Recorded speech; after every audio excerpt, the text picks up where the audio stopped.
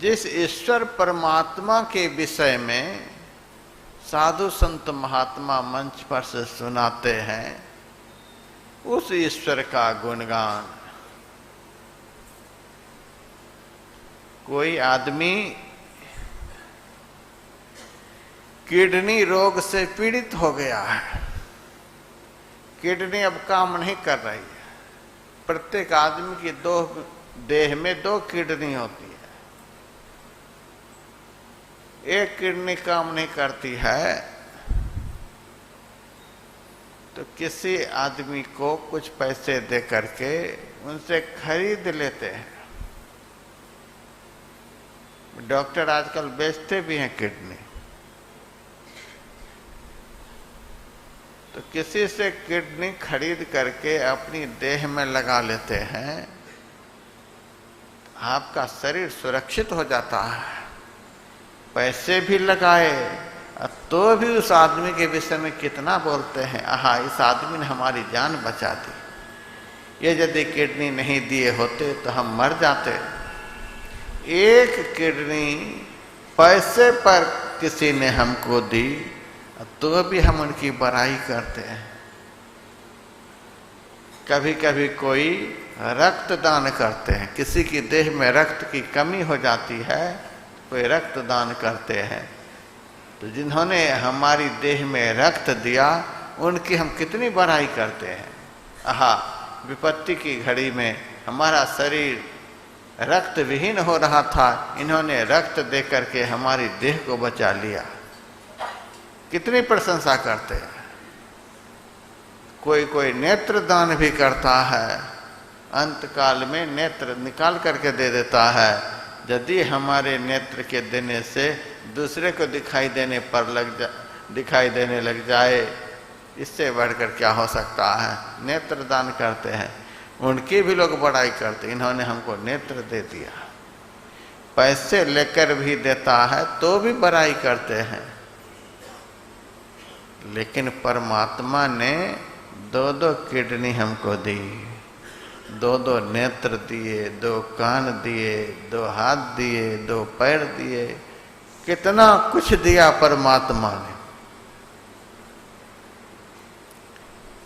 एक किडनी देने वाले की कितनी बड़ाई करते हैं। जिन्होंने सब कुछ फ्री में दिया, क्या उनका सुबह शाम गुणगान भी नहीं करना चाहिए। हे प्रभु आपने हमको यह दिया वह दिया।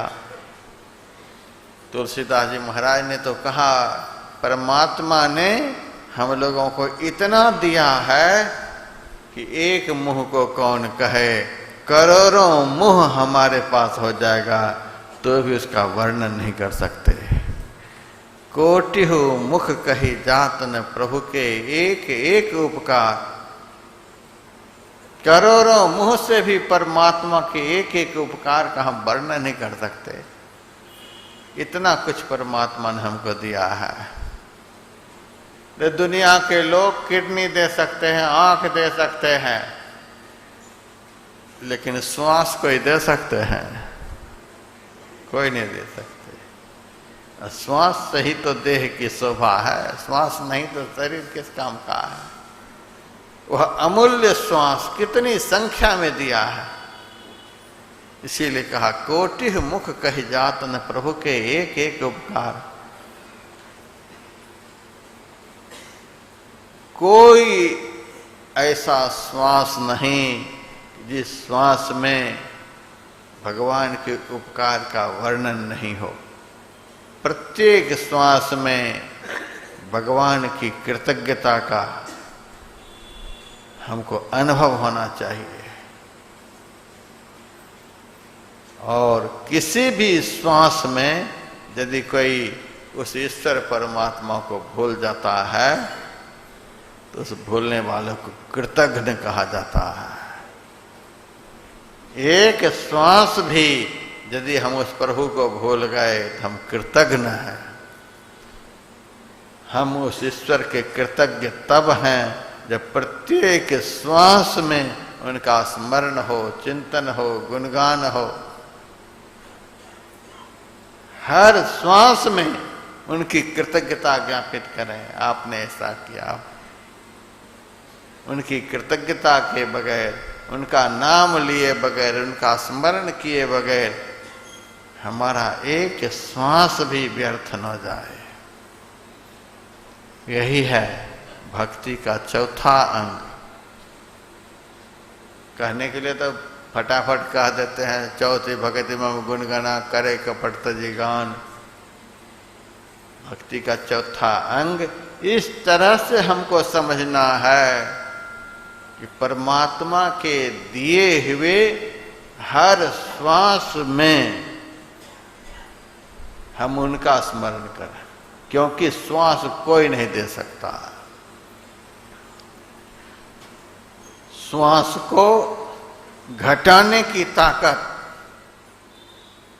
परमात्मा में है। यदि श्वास श्वास में सिमरन नहीं करेंगे, हमको कृतज्ञ जान करके श्वास घटा देंगे, इसको श्वास देना व्यर्थ है, जल्दी इसका खेल खत्म करो। और यदि प्रत्येक श्वास में सिमरन हो रहा है तो वे परमात्मा जानेंगे हमारे दिए हुए दुर्लभ श्वास का यह सदुपयोग कर रहा है, इनकी देह में श्वास को बढ़ा दो। श्वास को बढ़ाने की ताकत, श्वास को घटाने की ताकत श्वास देने वाले ईश्वर के पास है और किसी के पास नहीं।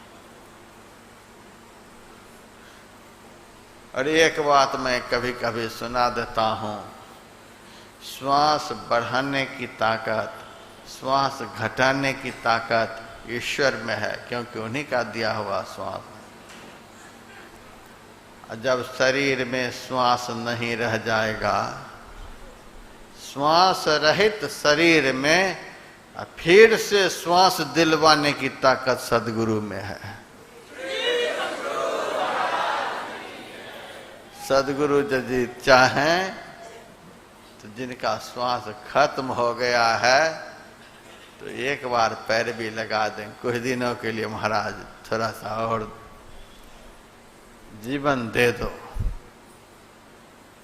श्वास को जितना देना चाहते हैं परमात्मा, उससे अधिक बढ़वा देने की ताकत संत सद्गुरु में है। इसीलिए परमेश्वर सुगुरु बने। इस भाव से ईश्वर का निरंतर गुणगान करना, ऐसा दुर्लभ पदार्थ जो दुनिया में कोई नहीं दे सकते, ईश्वर ने दिया है। उस एक एक श्वास में उस प्रभु का सिमरन हो, यही भक्ति का चौथा अंग है।